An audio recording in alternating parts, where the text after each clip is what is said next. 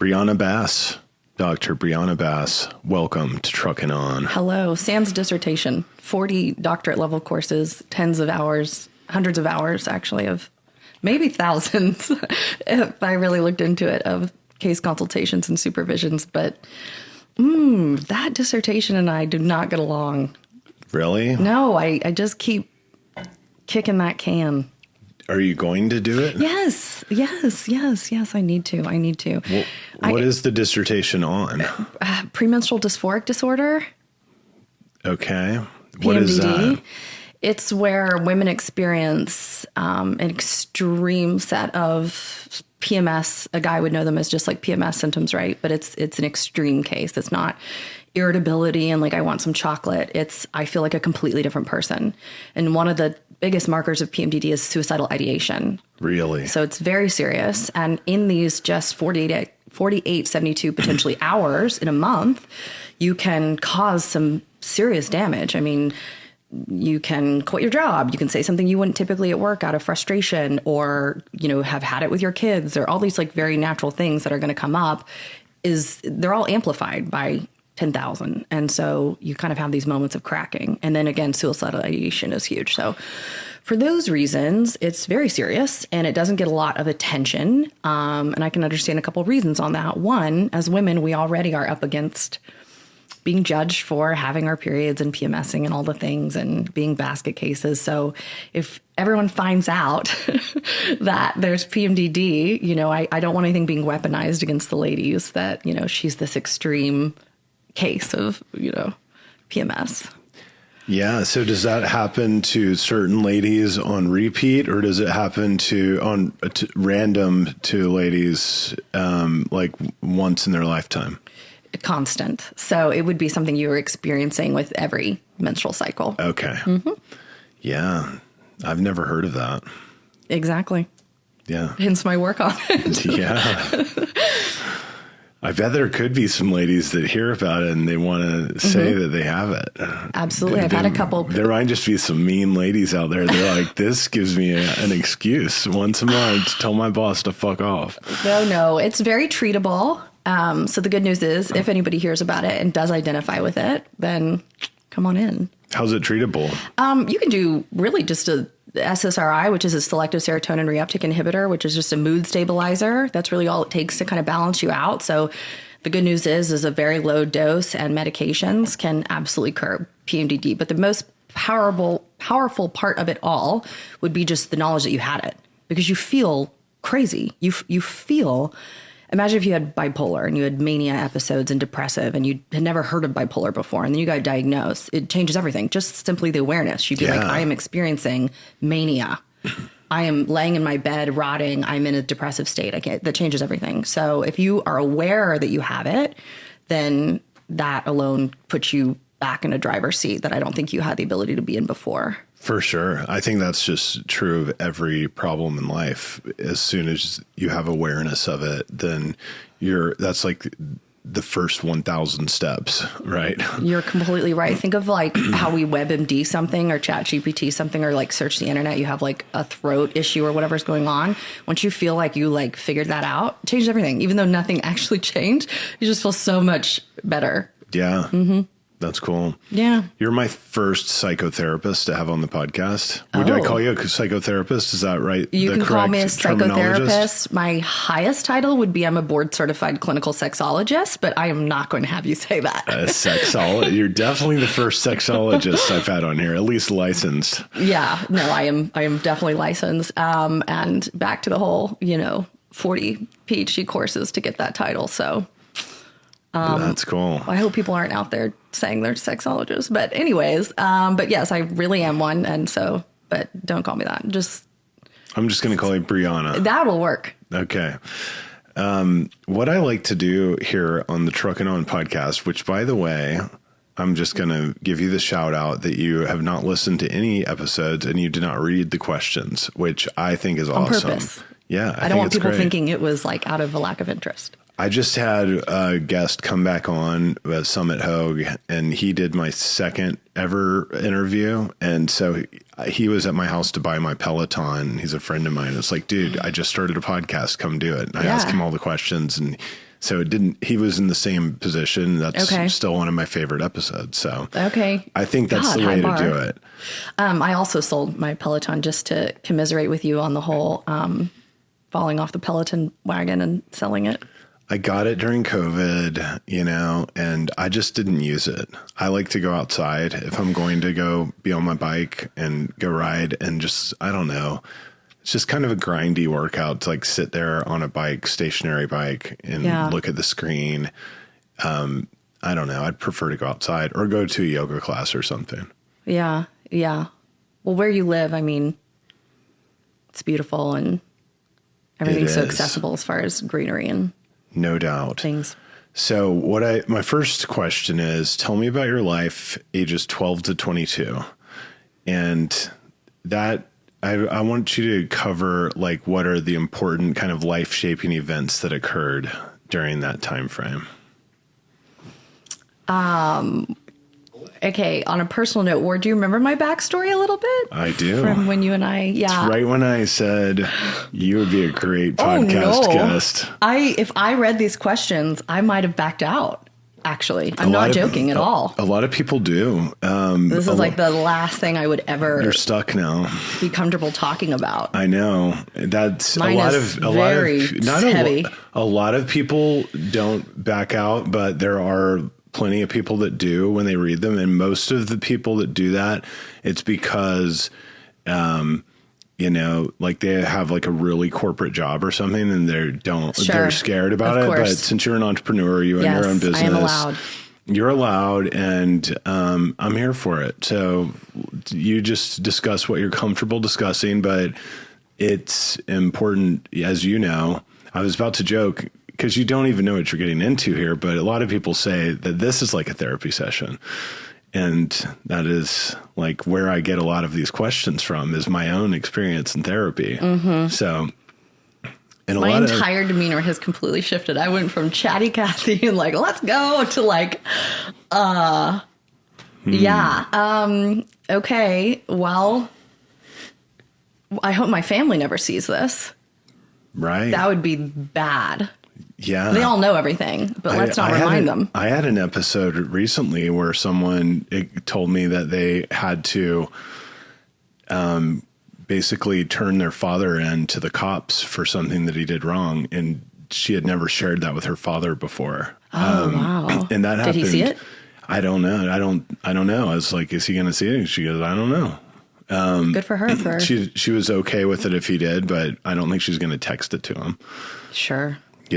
But yeah, so there's been, you're not going to be the first of people with, kind of, I think everybody's got their own things and their own stories, but that's kind of the point of this is to share it. And, a lot of people will relate, and I would say it will help people more than have a negative impact on you by sharing. Sure. Would be my take on it. Pitch. Yeah, I think it's just the truth of, the act of telling the truth. Sure. Yeah, none of this is secrets, and anyone that knows me, probably knows some degree. It's just definitely chapters of my life that I very much so closed and locked, and do not revisit ever. So, can you guide me a little bit more? You said 12 to whatever, like. So I chose 12 to 22 because Steven Spielberg said that that's like the most important time frame of someone's life. Oh yeah. I talk with people about it all the time. Yeah. It's crazy also how many people I ask that to, and they're like, oh, age 12, that's when my parents got divorced. Yeah. I mean, like half of my guests' parents got divorced at age 12. It's crazy. It's really weird. Or 12, I moved. I started in this new neighborhood there's always something at 12. Although I also will tell you that you can start earlier if you think that would be beneficial to address something that happened earlier than 12. Okay. But basically like that first, like the real part of your life when you started to be able to like form your own identity and make your own decisions. Yeah, I gotcha. Well, interrupt me if I get too, I guess, verbose. But raised by a single mom. I think that's significant. And a true single mom, meaning that, not that it's a competition, I just mean like dad, don't know the guy. So my dad and brother left when I was 6 years old, arrested on my front lawn, super classy. and I've never seen them since. So, and that's my Venezuelan side. So I'm half white, half Venezuelan. And my mom was left as a secretary and no child support. So that was certainly tough. And she had incredible grit and fortitude and doubled down on her work and climbed the corporate ladder and ended up being incredibly successful. Kind of ended up owning the company, actually, eventually. But I think the point in me mentioning that, though, is obvious, right? Which was that it wasn't easy when they departed. And so my mom had some other obligations that she had to focus on despite the trauma part. Because sure, this was traumatic on me, but my mom was the one that, probably was the most affected and hurt. It's her first time living too. And I can't imagine going through what she went through. But then, fast forward to, kind of 12-ish. I give that additional context because I think it made me old for my age. Really mature. I didn't have siblings and I was the youngest. The next oldest to me in my family was 7 years. So that's a huge age gap back then. So I was a little wild. I wanted to go to the parties. I'm extroverted now and I was even more extroverted then. And so I was like, let's go. Let's go. I wanted to see and be seen. I wanted to take apart the computer and put it back together. And I take apart all my earrings and put them back together and things like that. I just liked tinkering and I was incredibly curious. I loved science, never played with dolls or Barbies, no interest. I liked reading books. And that's a bad storm. That's a bad storm for a 12-year-old that isn't involved in like so much hobbies and things like that and has an active, loud, busy mind and has a decent IQ and intellect on their hands and completely idle hands and isn't around people their age. So I think combining all of that together put me on a little bit of a path at a very young age. I was in the 6th grade when I did cocaine for the first time. And then that, continued on to just dabble into whatever else crossed my path of Catholic private schools. And then I was 16 when I went to treatment, inpatient treatment. And I am the longest inpatient treatment center person that I've ever met. So tell me if you know anyone that's ever been to treatment longer. I was there for 18 months and 4 days. That's pretty long. Have you ever heard of longer? I went for 3 weeks, so right. I'm on the short side. 21 days, some people get to 60 or 90, right? Nope, a year and a half and 4 days. And do you think that was because your mom just wanted you to be somewhere where you could be watched, or was it because you think you needed it for that long? Neither. I think it was the treatment facility keeping people for a very long time for and money. Wanting money. Yeah. Money. So when I went to rehab, I was warned by my friend who had just gone to the same place, InterHealth. Great place, by the way. But he's like, remember, they're a business. And when you go in, and I was an adult and I was checking myself into rehab proactively, right? Like It was not because something crazy happened or the court was ordering me to be there or my parents were sending me or whatever. So he's the one that told me. He was there for 30 days. He's like, dude, all you need are 21 days. They're going to try to get you to stay for 60 days or 90 days, and they're going to try to keep you there for as long as possible. They're going to try to get you on as many drugs as possible and sell you on all these little bells and whistles that they can sell you on. So I went into it like super conscious and aware, like that this is a business, but like all things, they're also really good at what they do. So there's things to take advantage of and there's just things to be aware of. But yeah. I remember seeing a kid that was there when I was there and he was so pissed off because his parents were just like leaving him there. And he was just like yelling at the people. He's like, fuck you. I want to go home. He's like, fuck you, Dad. Yeah. I saw that happen like to this kid and I got it. Like his parents were like, sorry. You're just staying until they tell me you're ready to get out. Yeah. And they'll just be like, well, probably needs another 6 months here. Yeah, 100%. Wow. That's so how was that experience? That was the worst experience of my life. And any of the girls would probably say similar. Some don't. I think that's a coping mechanism. I've actually had very deep conversations with them about that and how my memory of something will be different than hers. And I believe that that's her ability to cope and she should be insulated and protected and stick with those memories if that's what she can. for example, a type of conversation that me and the girls and I have had since. It was very different than what you were describing as far as, the parents didn't have access to us. So it was about 9 months, I think, before I spoke with my mother. So even had communication, which is wild, right? We're hearing this today and we're just like, how is this even legal? Well, it's not. But the center was calling all the shots and playing, puppeteer with everybody. And so they would have the conversation with the parents.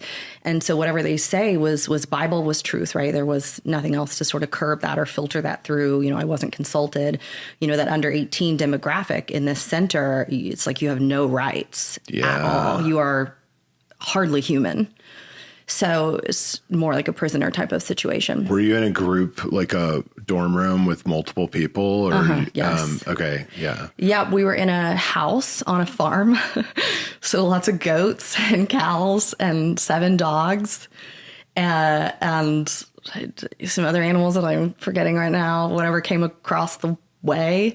And we were in this house that was in the middle of nowhere. And they said that the reason why it was so remote was so that people couldn't run. If you ran, you're going to get caught. There's nowhere to go for miles. So there's not even like dense woods or anything like that you can kind of like camp out in. Did you try to run away? I never did. And most of us didn't. I remember 2 girls while I was there did try to run, and it was a nightmare for them. So no, I knew that was dead end. And how they kept you in line and check was anything you did, they had the ultimate currency, which was another tally mark on the days that you had to stay.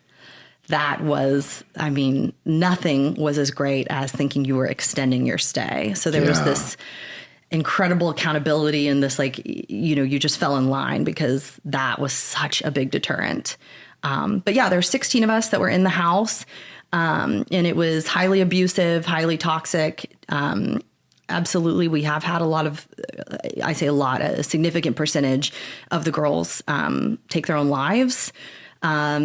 Everyone kind of just has their own story on how they've dealt with it. A lot of us are in the industry.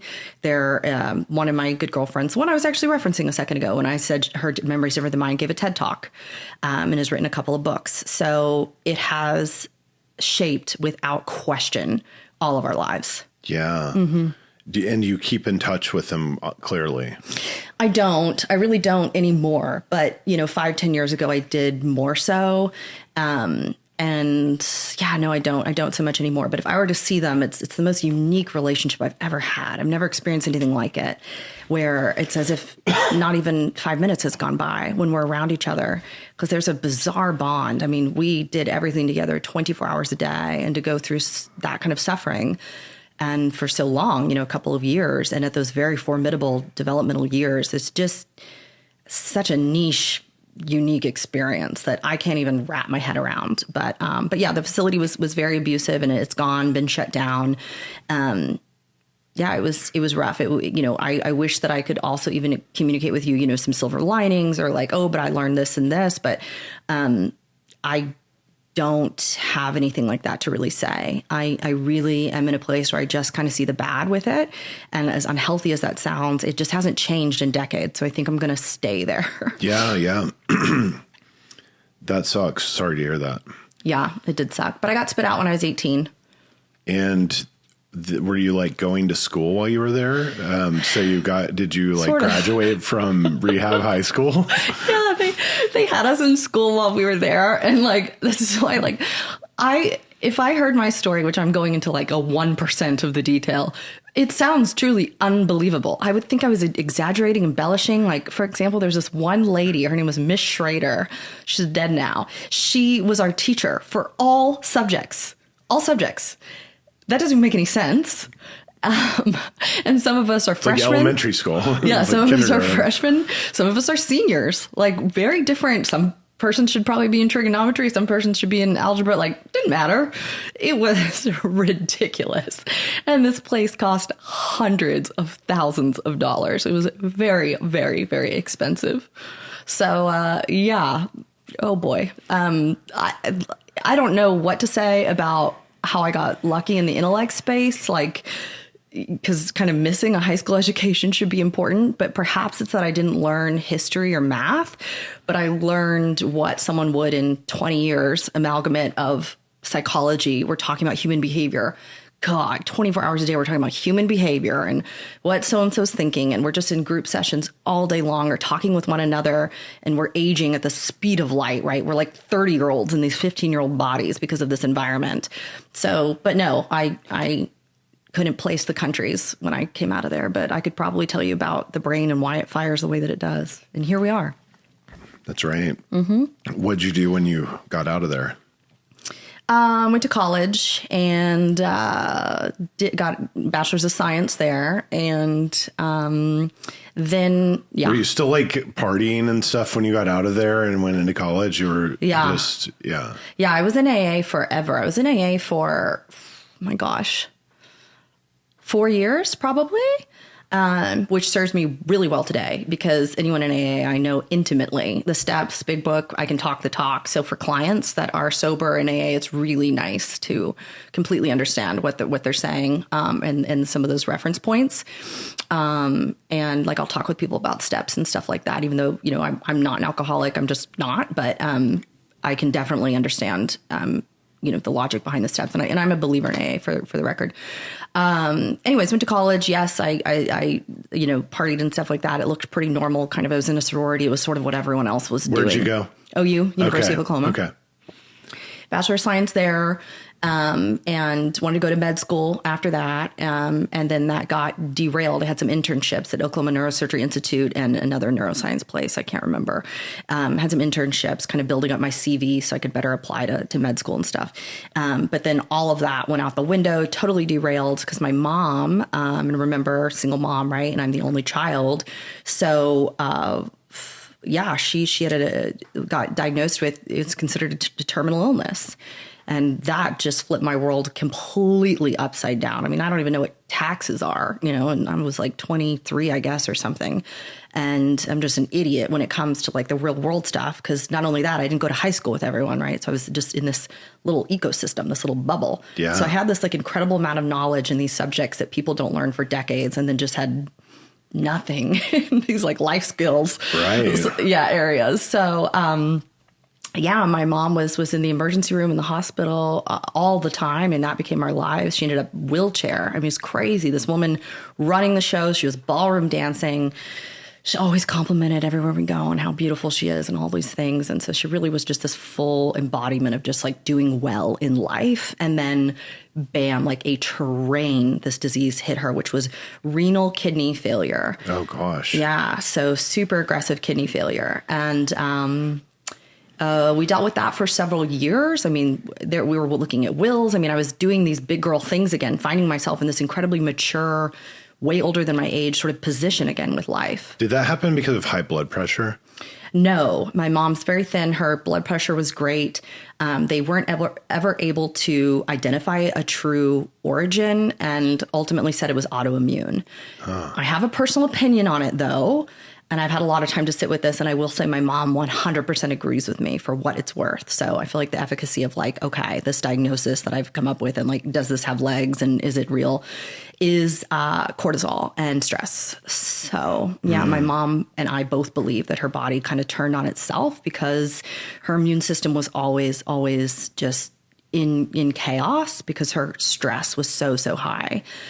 She was working just around the clock and kind of was all about that and just lots of plates spinning. And that's kind of her baseline. And it caught up with her, I believe. Yeah, I'm a big believer in that, just causing all kinds of disease. Yep. Yeah, I had a guy on here, Larry G., who's an amazing artist here in town, and he had that same thing, I believe, through high blood pressure. Just undiagnosed, didn't go to the doctor, had high blood pressure, and that can cause that as well. Oh, okay. I didn't know that. He just had a kidney transplant. Did she get a transplant? Yes. So I believe, don't quote me on this, it's like 11%, 14%, something like that of kidney usage left is mortality. And she was at whatever that percentage is, somebody else Google it, but she was at that percentage. And it was about 11 o'clock, 10 o'clock at night, got a phone call that there was a transplant. I tried to donate myself And I went through the whole process. Took me about 10 months to get approved and everything. Surgery date was scheduled January 8th. I remember. I can't believe I remember that. And then the transplant team, the nurse team said to me, this is very complex because I was anonymous with my mom as a donor and I was so young. And so the nursing team said, like, we really don't feel comfortable you being an anonymous donor. Like we have to ask you to come forward to your mother. This is a layered situation. It could go either way. And you didn't think she would allow you to do it? Right. That's why I was anonymous. Yeah. I knew she would deny it. So I called my mom, and my mom would talk to me about this angel that's come forward and this anonymous donor. And can you believe that someone would even do that? And it was me. And so I, called my mom and said, I have something to tell you. I'm the donor. And at first she was like grateful and cool with it. And I knew the clock was ticking. It was like 1 day, maybe 2 days. And she was like, I'm not doing it. So it was called off. So probably cost a lot of resources for the insurance company and the hospital. And sorry about that. Did the best I could. And she backed out. So that didn't happen. So at that point, we didn't have any volunteer donors. There were some family members that had tried in the past, not to the extent I did, but just got like an initial screening and, like questionnaire kind of thing. And if you're pre-diabetic or like anything, you're ruled out. They're pretty conservative about that. And I got a call late at night that there was a cadaver. And from our understanding, or not from our understanding, the facts are it was a little boy. I'm going to say between 4 to 6 years old. My mom was not first on the transplant list, but my mother is half my size. I got all the Venezuelan genes. She is tiny and very skinny. And for those reasons, the viability of that organ was best with her. So that's how we got this little boy's organ. And we tried to engage with the family. She tried to write a letter to the family, these things, and they denied all of that. They wouldn't even allow her to, because you can write a letter, because if they want to stay anonymous, you write a letter, you give the letter to the hospital gives them the letter. Even that they would not accept. So I can't imagine the grief they were experiencing. Oh yeah. So to this day, we have no idea. We don't know that family or anything. And, of course my mom would go and be above and beyond and just be the picture of grace and humility and gratitude. But we just, they weren't comfortable with that. Yeah. I have a buddy who had a liver transplant, and I believe it was like the sister of whoever died in a car wreck. He keeps in touch with her, and they she lives in San Francisco, and they went to a Giants game or something. They've become good friends. That's so beautiful. Yeah. I love that. And just knowing hey, my sister died, but saved someone else's life. Yeah. That's scary stuff. So the whole time this is going on, you just kind of took a break from... I joined the business community because I could no longer pursue all the stuff I had to do to put myself in a position. But were you working? Yeah. Okay. Yeah. I started working corporate America kind of thing. It was like an oil and gas software company. And then I ended up being there for 6 years. In Oklahoma City? In Dallas. Or in Dallas, yeah, okay. Like downtown, uptown-ish Dallas. Was she in Oklahoma City the whole time? Yes. Okay. Yeah, so I was going... Yeah, that's close enough. Back and forth. Yeah, it's 3 hours drive. It wasn't so bad. And then, you did corporate America and... Forever, yeah. Then that... You finally woke up to that. Yeah. This is not for me. You died inside. My soul died. It turned black. My heart turned black. My hair fell out. Did it really? Yes. All that hair of yours? No, just some pieces. So I guess you couldn't tell. But stress. Because I'm good at corporate. I one of the most organized people I know. I'm on top of stuff, right? This insatiable appetite for consuming information. So it's okay, I don't know the answer to this. Well, let me go figure it out. So it's pre-ChatGPT and things. So I do it.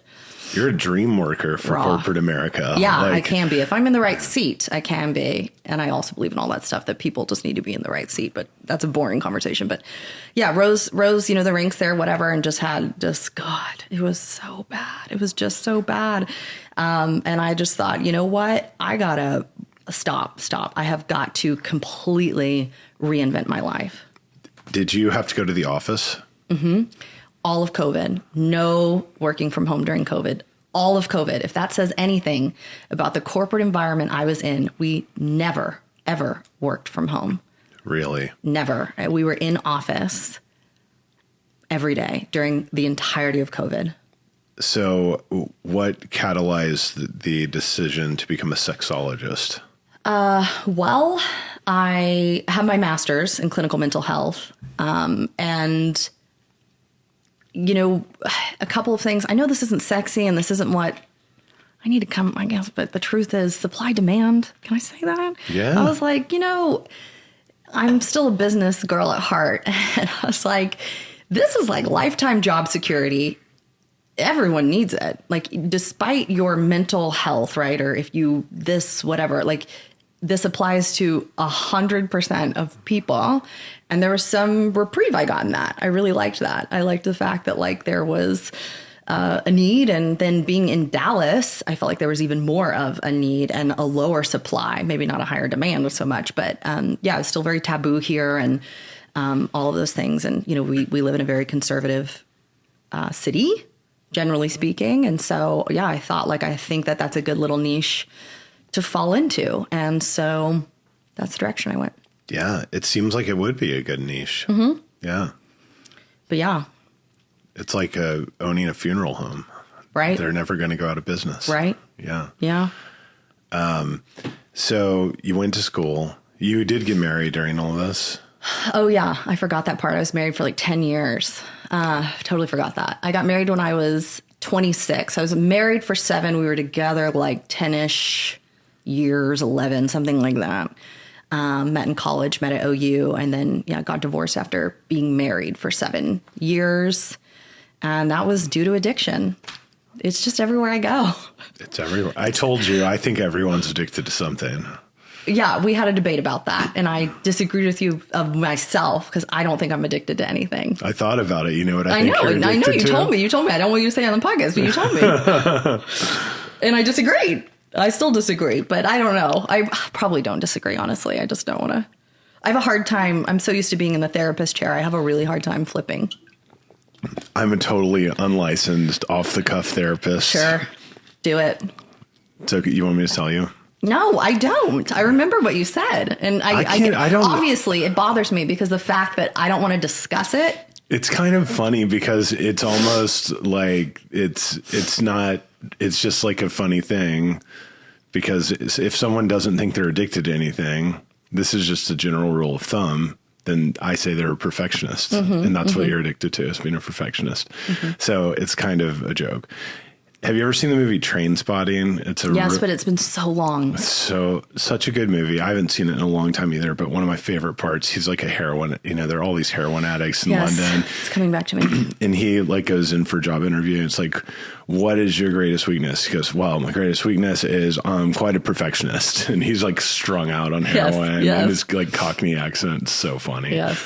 But anyway, but I think that's a good, like if you're gonna, like I do feel like you really are conscious of addictive tendencies in the extreme and are careful about it. Like you share with everyone what your like work-life balance is, because I think it's pretty amazing. Like how you've set, because you left corporate America, you're getting burned out. Did this happen before you got divorced or kind of around? Sort of like at the same time. I just like to make my life as hard as possible on myself. You just had a spiritual awakening and it shifted everything, basically. 100%. I felt I was going down my mother's path, period. Yeah. And I was going to end up sick with something. I mean, yeah, I was by the way, I didn't say this and I'd like to go back. I was not the one with the addiction. Sounded earlier like I was the one with the addiction. Oh, no. No shame to those, but it was not me.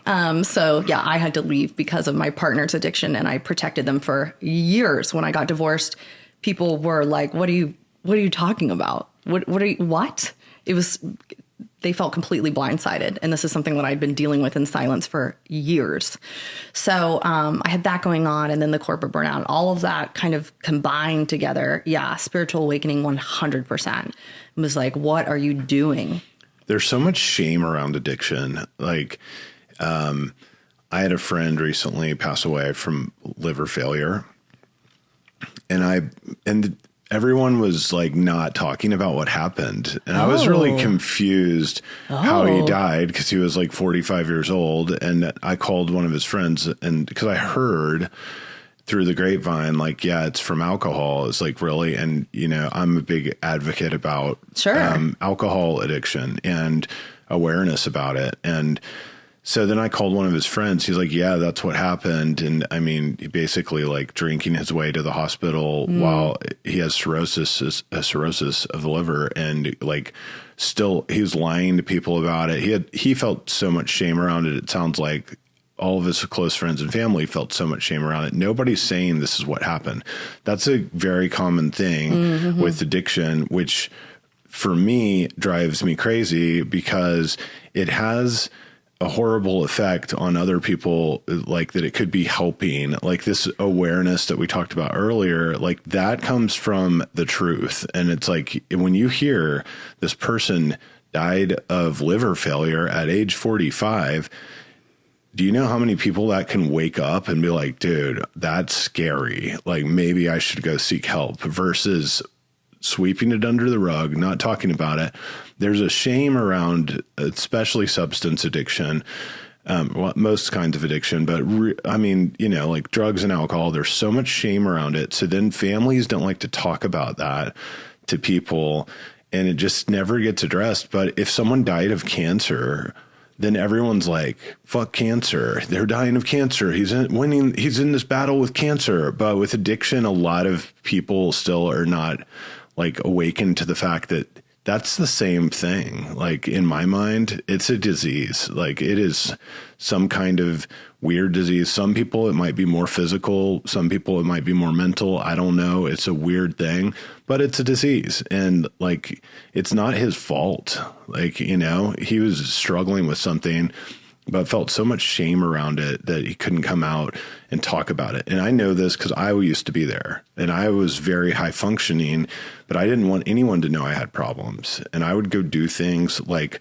Ironman triathlons, and I would, you know, I was good at my job, but I was trying to do these things. Like I made sure I got nominated for top 40 under 40 in the Dallas Business Journal, because I knew like I'm going to have that on my resume. I have Ironman on my resume. I have an Ivy League degree on my resume. Like this is creating a bulletproof resume for me to go get as fucked up as I want, and nobody can tell me that I have a problem because I have these little bullet points that say I'm okay.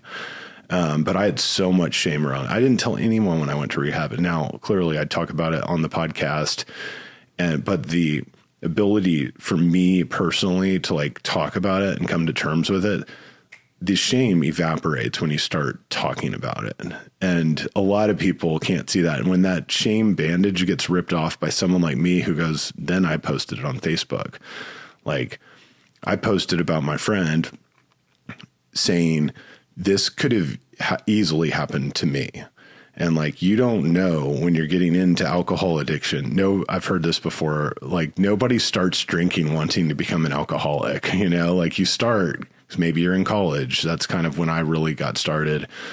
And it was social capital, really, you know, and it became my identity. And then I was really good at it for a while until I had my first kid, and it's taken a toll on my marriage. It's taken a toll on my health and all of these things. And they just start compounding. Then all of a sudden, and then I can't quit either. And like all of this hell's breaking loose everywhere, but I'm still like waking up, like I'm going to go to Mi Casina at lunch today and have Mambo taxis on a Tuesday.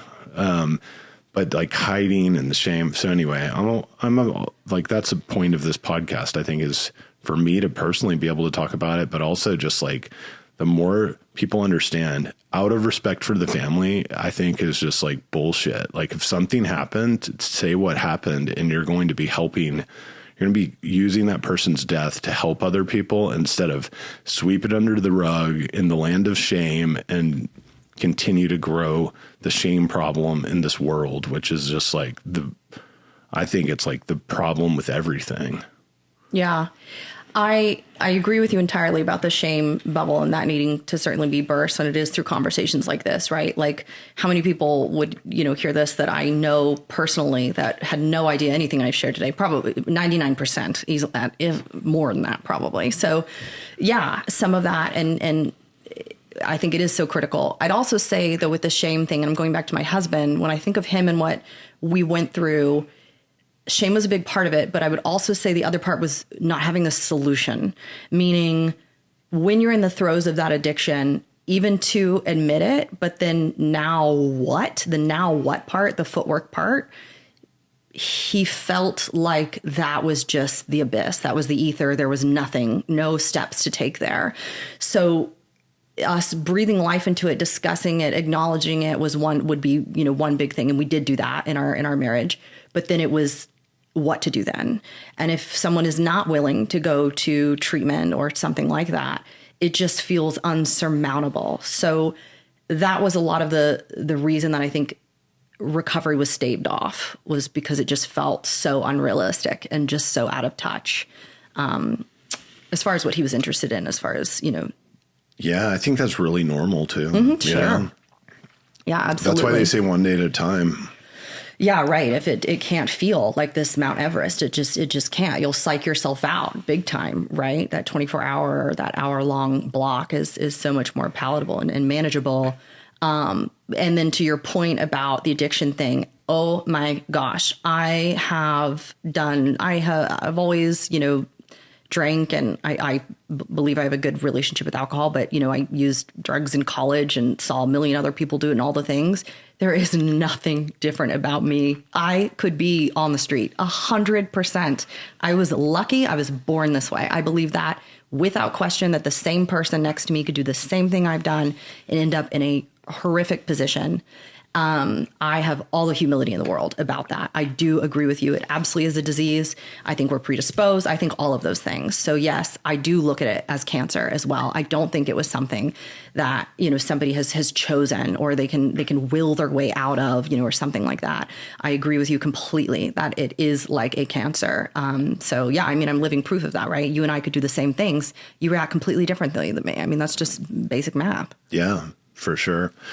It's scary. And I've been messaged. I was messaged after posting that one particular post that I'm talking about, by someone, and said, there's no way you would have, or I had another friend actually who died homeless, and I wrote a similar thing about him. I also say, like, if any of my friends die of addiction, like, I'm going to write a little obituary for you on Facebook about how you died of addiction and how this is like more common than anyone realizes. And so much of it happens in silence. Mm-hmm. So when I wrote that, I got a message like, that would never happen to you. Your parents would never let that happen to you. And it's like, no, it doesn't matter what class you are from, how great your parents are, how rich you are, how poor you are. Addiction is just this evil beast that will just come get you, and it doesn't care. And none of those things matter.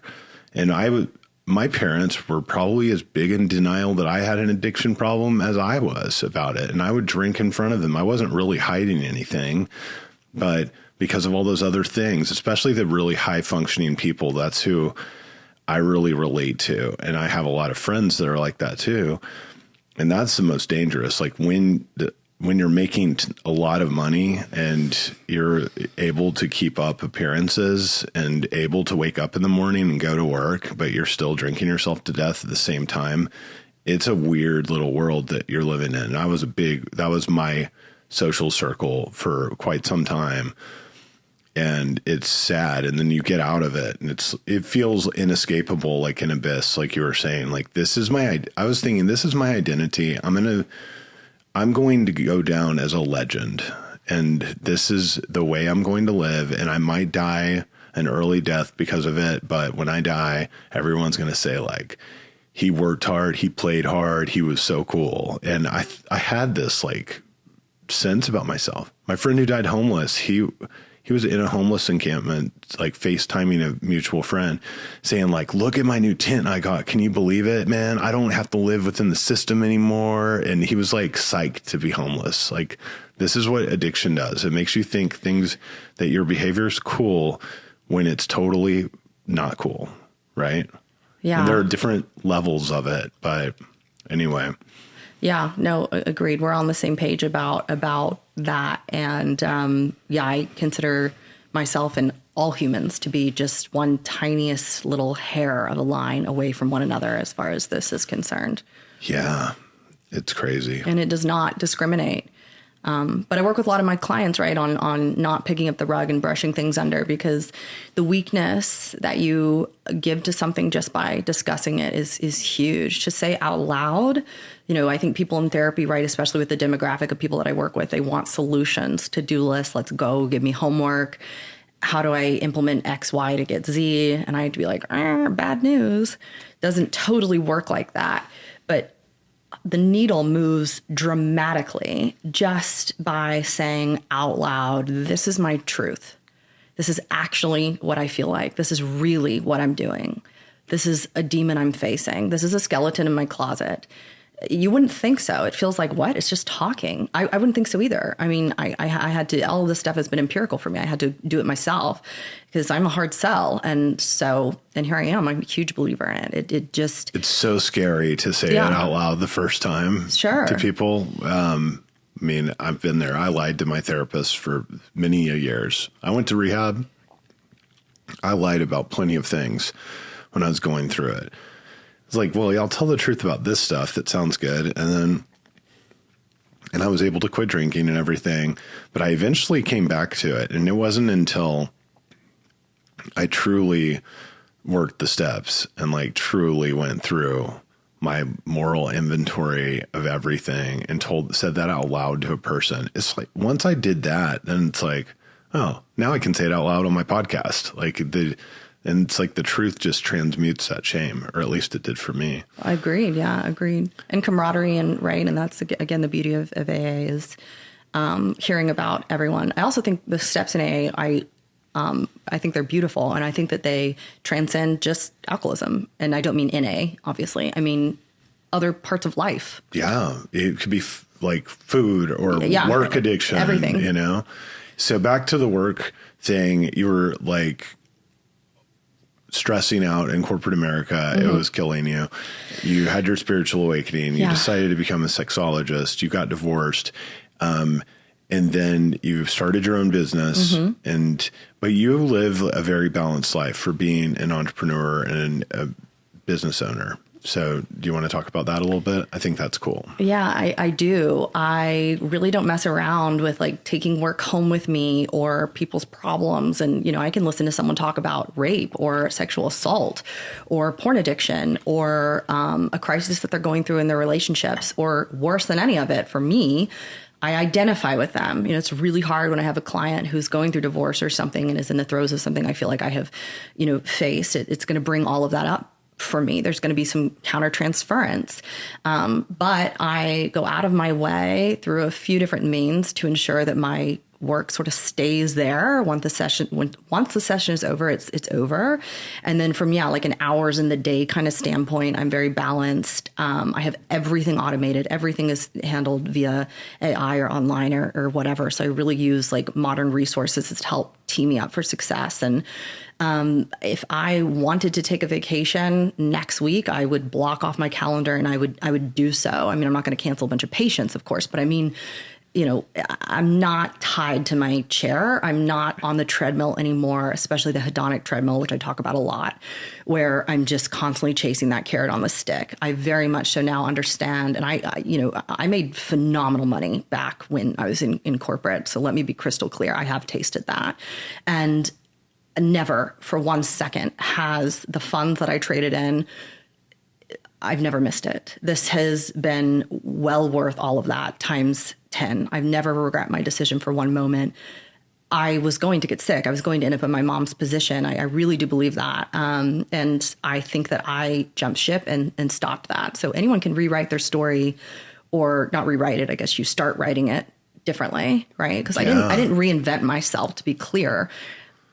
I'm still the exact same person I was. I just changed what I could control and what I could take power back from, and, kind of put some of those things in place, and sort of went actually back to probably my real most organic and authentic self.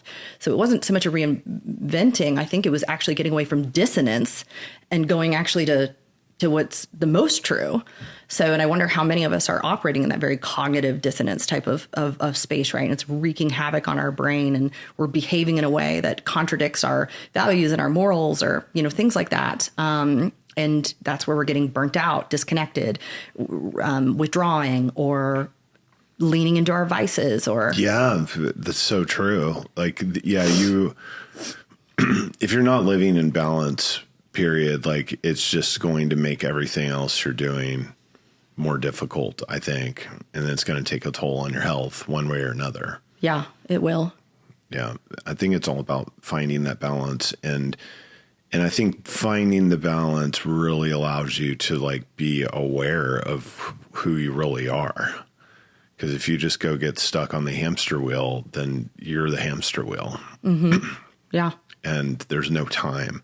I tell people all the time, like, I love to meditate, because that's just forced, like, contemplation, to be like, well, what's working, what's not working, and stop doing things that aren't working and do more of the things that are working, Yep. That's kind of like the whole point of meditation, I think. Lucidity, I think. Yeah. What advice would you give to your younger self?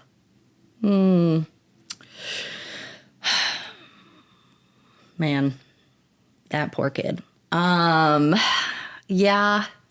I'd probably tell her to stop doing everything alone. Stop doing everything alone. That haunts me to this day. I get asked that all the time, right? Like, what's my hang up? What's your flaw? And it's always that's always my answer. It's the truth.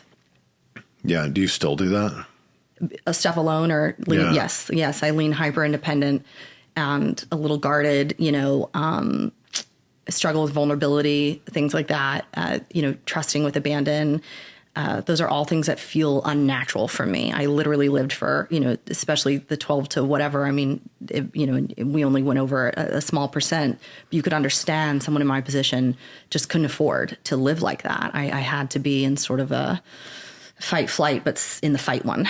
And so today it's something I've done a ton of work on, and I've made incredible progress with. But and it served me very well. It's probably how I was able to survive all those things and the divorce and all that stuff, right? And be gritty and get so many degrees and those things. But it definitely doesn't have its place, though, in a lot of other areas of life. Forming deep connections with people, stuff like this, so. How do you find cocaine in 6th grade, by the way? Speaking of your younger self. Catholic private school. Really? That seems like not the place to get it.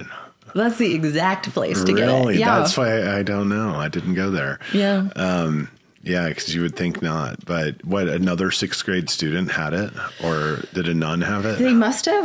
It was not a nun, and we didn't have nuns, but we did a priest. I don't remember, to be honest with you. I don't remember. And I think I had alcohol before I ever had that. I just shared that to get everyone to understand what I'm talking about. Yeah. But I had drank before that, which was just like mom's liquor cabinet, kind of that standard stuff.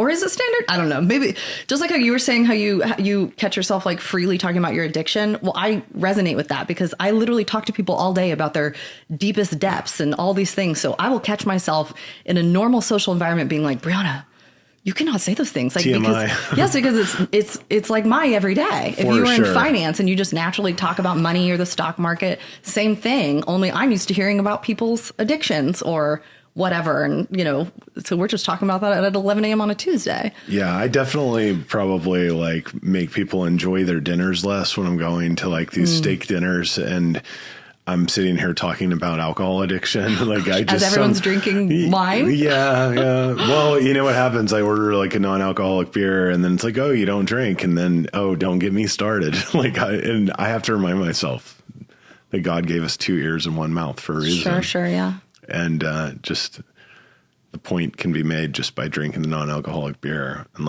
I don't drink. I don't have to explain to them why I quit and how I quit and the great things that have happened since I quit. But I have a tendency to do that.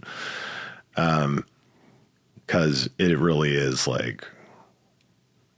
it was something that I thought the polar opposite about for so long. And then you get awakened to the other side of that. And it's just, I feel like I have to tell the world. So it is what it is. Yeah. You are the PR for sobriety. Yep. Have you ever had a mystical experience? No, because does mushrooms count? I feel like that doesn't count. No, I think it counts. But that's artificially induced. That's okay. Well, it could be but I'm a huge believer in psilocybin. I support it 100%. I did ayahuasca. I've done mushrooms. I've had mystical experiences on all those things. But I don't know if that counts for like because again, the whole what happened part. though? Oh, when I take mushrooms, I do it very therapeutically. I'm a big believer in it, big supporter for it. I think it's fantastic when used responsibly and appropriately. It's not legal here. They're making, even Johns Hopkins and all these like really mainstream places. The world is changing, definitely trending in that direction. I think in 10 years, it's not going to be how we interpret it today, as this very taboo, like, drugs. I just don't feel that way at all about it. For me, it was opening channels of my mind that otherwise would be closed off. And especially, me speaking about kind of my character today, you can understand they're real closed. And so for me, something like that, and for a lot of people and a lot of corporate people and things like that sort of operate in that space, it's incredibly therapeutic. Do you think that helps you with your change in your career path? Maybe. Yeah, maybe. I've done it maybe 25 or 30 times. So I don't know, couldn't mark, but each one, was just helpful for me to see myself objectively, to look at myself maybe from the outside in.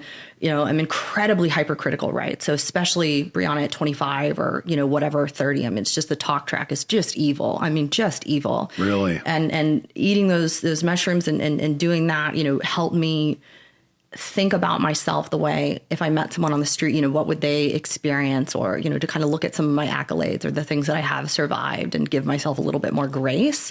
So it's not that I can say it caused me to do X. It just gave me perspective that the thing about mushrooms, unlike if you drank or you took ecstasy and we were really all over each other and the ecstasy goes away and we're like, oh, what was I thinking?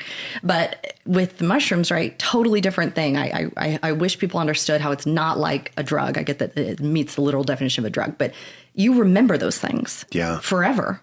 It's not like you are sober, it's out of your system and it's all a blur and you just had it in the moment. No.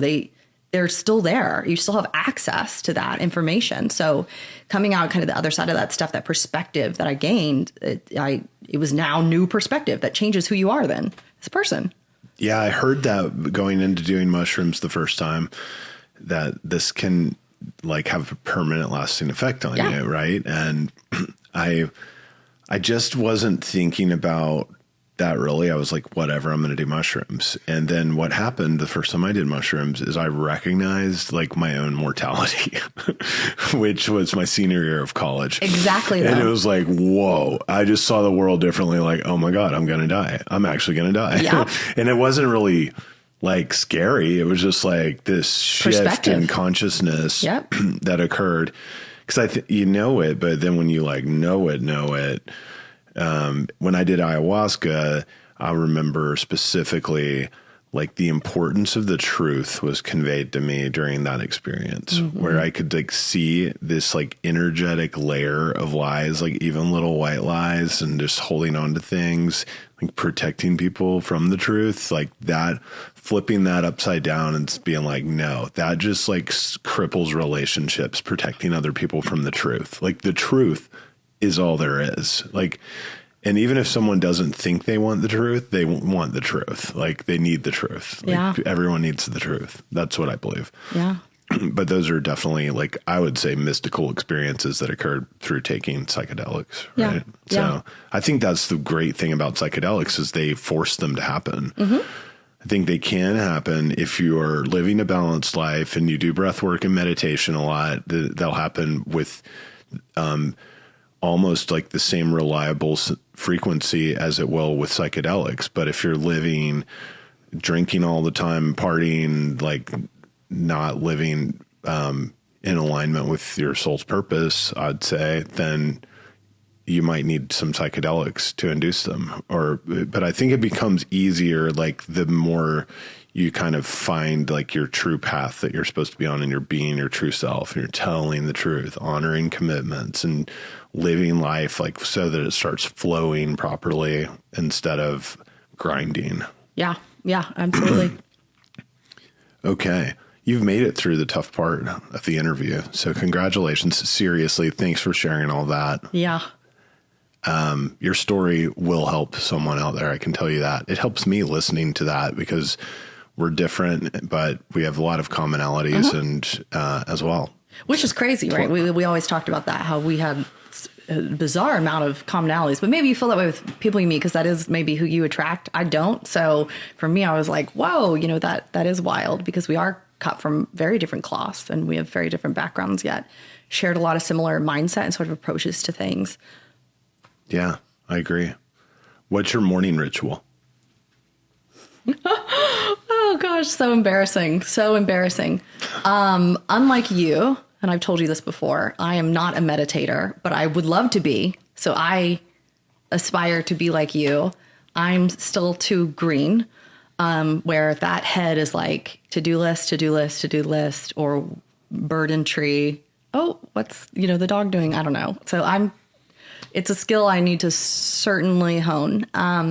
So I listen to subliminals when I sleep, and I listen to morning meditation. So someone talking at me these things. And so I know that that's child's play compared to somebody actually sitting with themselves in silence and this incredible inner reflection for 10 minutes. But I'm not there yet. I listen to guided meditations, or I listen to my playlist on Spotify, like with rock music and, so I threw all the rules out the window a long time ago. So I think it's really personal. So I think that I feel like mine's like cheating version. It's no. I think like that's your that self-talk where you're beating yourself up over something, like you're meditating, girl. Yeah. You got it. Like that's all it is. Like however you get there to where you're in a place of like stillness, and I don't sit in utter like silence and stillness. That's hard I actually think like maybe I should do that more often, but I feel like I get so much from my current practice, but it evolves. I stand up, I do breath work and like Tai Chi movement, the majority of what I call meditation. And it's not like standard meditation, but they're like, I'm not a big fan of rules. So Sure. And other than that, it's skincare and typical everyone's morning stuff. Yeah. What is a book that you would recommend? I don't love it that much, but everyone else does. So it makes me think I should recommend it because I'm the problem. It's called Untethered Souls. Oh, yeah. See? Do you love it? Love it. Oh, my God. What's wrong with me? Have you read it? Yes, Warren. That's what I'm saying. You just don't really love it. Maybe because I listened to the audiobook? Is that where I went wrong? Yeah, he has a podcast. That guy has Michael Singer, I think his name is. I did not dislike it. I just was not like hanging on every word by any means. What I love about it, I don't think I read it front to back. But what I love about it is the very beginning when he walks you through like how the human mind works. And it's like, well, I got to go get ready for my podcast with Brianna. I better go over here and do this. I'm going to go get a water. I'm going to go to the bathroom. I got to take this work call. I'm going to have to text Brianna and tell her that I'm going to be on the work call. I'm going to text Chris, tell him the front door's open and that Brianna's coming, blah, blah. And just, you start tracking like all of the decisions and like thoughts that you have like in a matter of minutes, how ridiculously overwhelming it is. Mm-hmm. He does a good job of like painting that picture, where that's my unforgettable takeaway from that book is like acknowledging that voice and then being able to say, shut the fuck up. Yeah. And remember to do that. And sometimes it's necessary. Like in this case, it was. I was telling you earlier, my business partner just had a beautiful baby girl come into this world yesterday. My other business partners in Europe, I'm like covering for both of them. And that's a rarity because normally both of them are covering for me. And so I'm busy, but we're doing this. I'm not going to reschedule it. And that creates my mind having to work more than it normally does, but it's totally fine because it's like, but if I was having to like be juggling things like with this intensity all the time, then I would have to go hire people, because then it's acknowledging like I will go bananas if I'm doing this stuff permanently. And that book is good about that. It's also like the law of diminishing returns, right? So like you start to cap out, or you start to function in a way that like there's diminishing returns. For sure. Yeah. Or absolute burnout, right? Yeah. Or fall off the wagon. Oh, sure. Yeah. You know? Yeah. Like, yeah, if I'm going to do this, I'm going to have to start drinking again to ease that pain, even though that just makes it worse. And that's a whole nother thing where that mind really starts going. Thinking crazy thoughts. Yeah, for sure.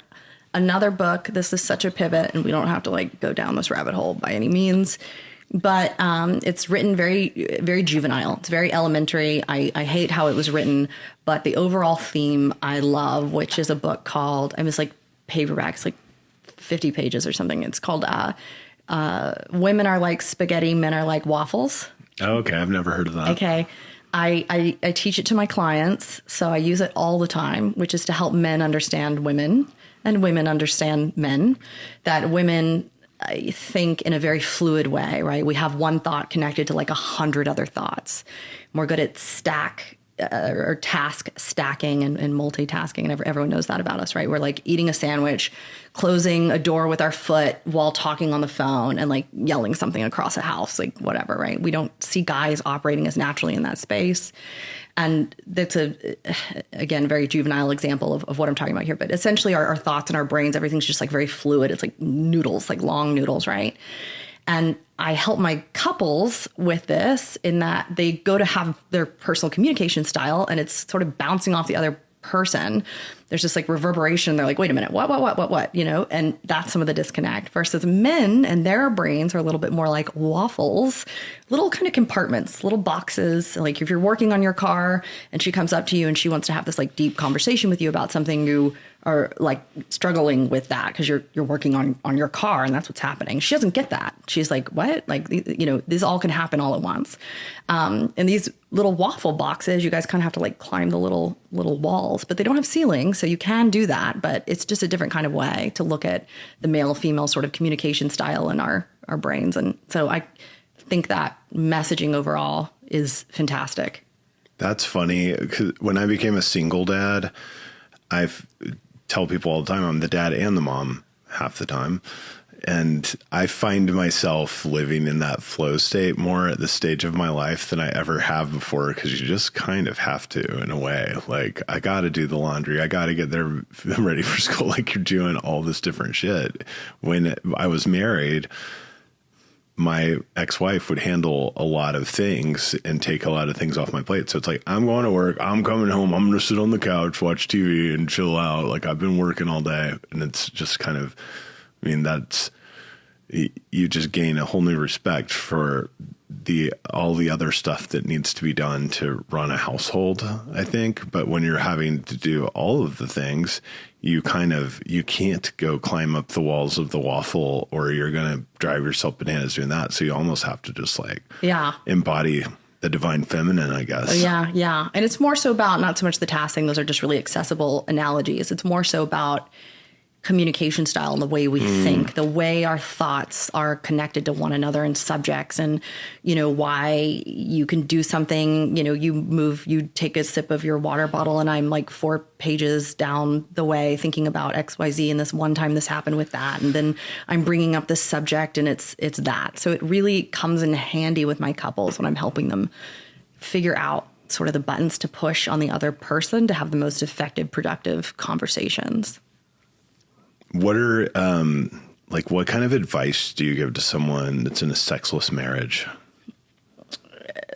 Well, framework wise first, you know, it's like a ton of history there and kind of what's going on and like their relationship with sex from a mental standpoint.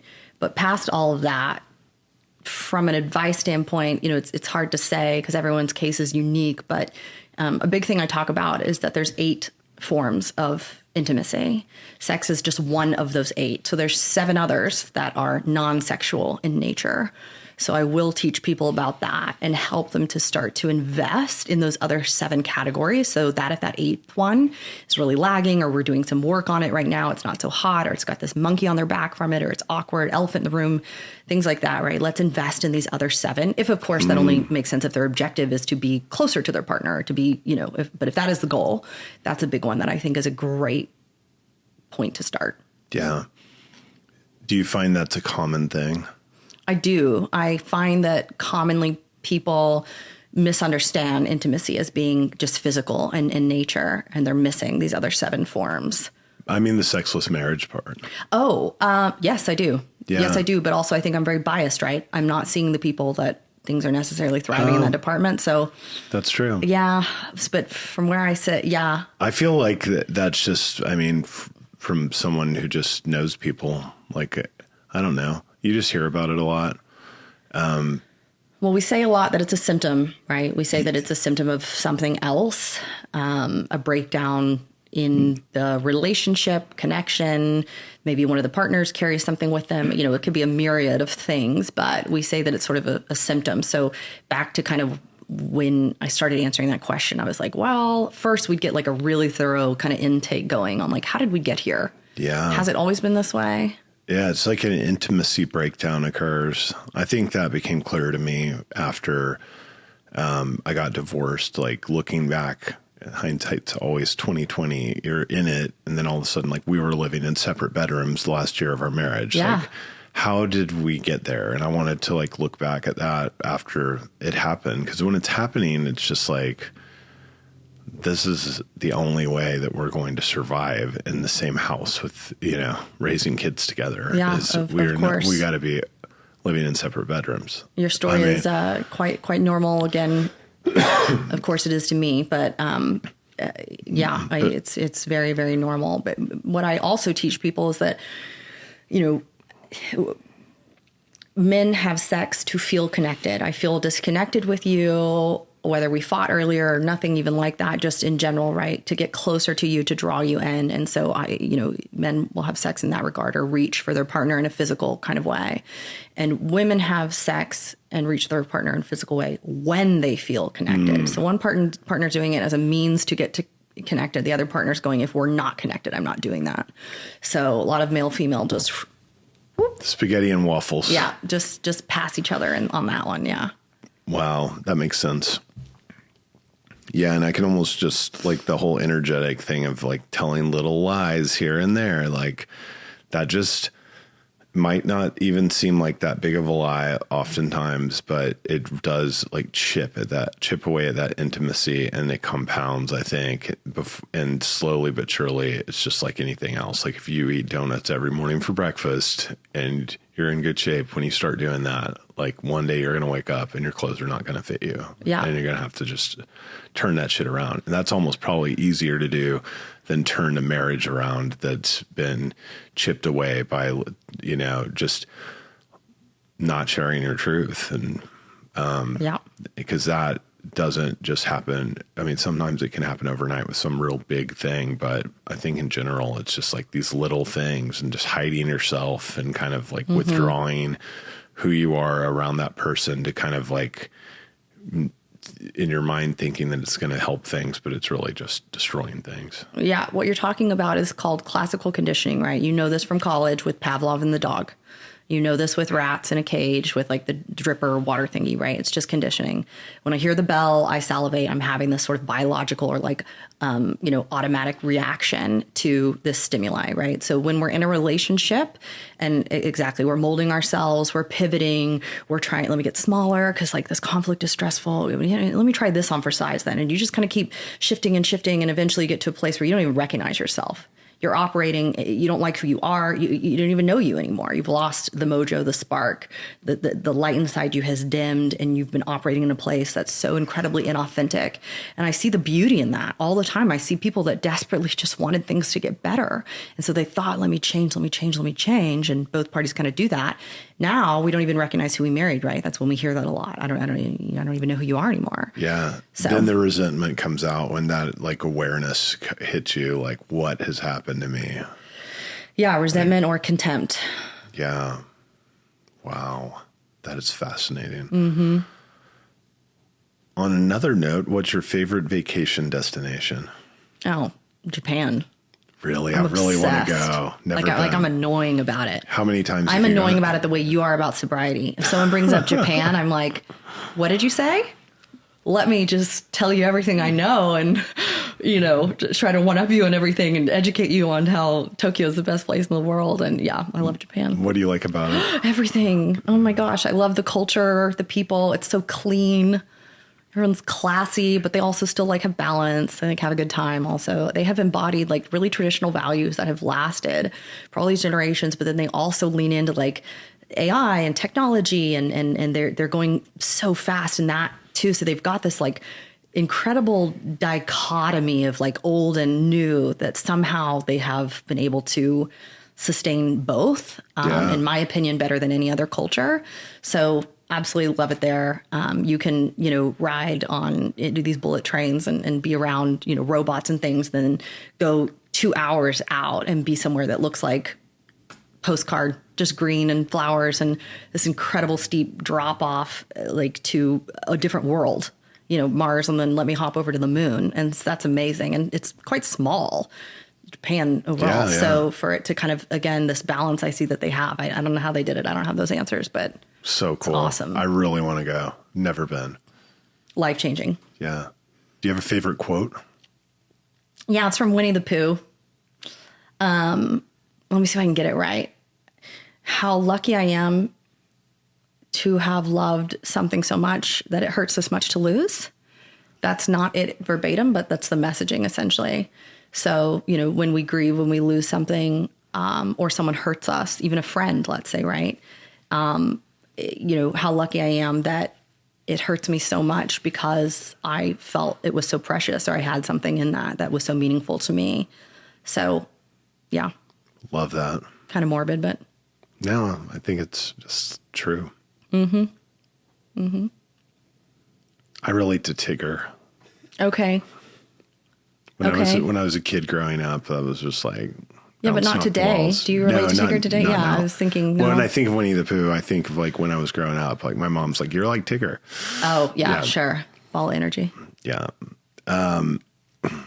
So I think we're about to wrap it up, but is there a charity or cause that you're passionate about that you'd like to share? The dog rescue thing. I'm a special needs dog foster. I foster dogs, but a lot of them are special needs. Majority, I'd say, 8 out of 10 are special needs and they're facing some kind of ailment. And I use Operation Kindness in Dallas and they are huge. I absolutely love them. When I foster through them, I can't say enough positive things about the vet team assigned to me. They're so responsive to emails, everything like that. So Operation Kindness here locally in Dallas, I have to say wonderful things about. But of course, I'm just going to promote any advocacy in general for animals and I don't know. I feel like we have this incredible burden and responsibility and accountability to animals. I've always felt that way. It's like we invaded their world, not the other way around. So I'd like everyone to get off their high horse and their egos about like that, right? We were talking about your dog getting skunked earlier, and I was like, save the skunk, like because I mean, like we're in his space. He's confused. He doesn't have a lot of stuff going on here, a lot of land and room. So we got to accommodate both. Oh, I think it's so funny. Yeah, it's second time. Yeah.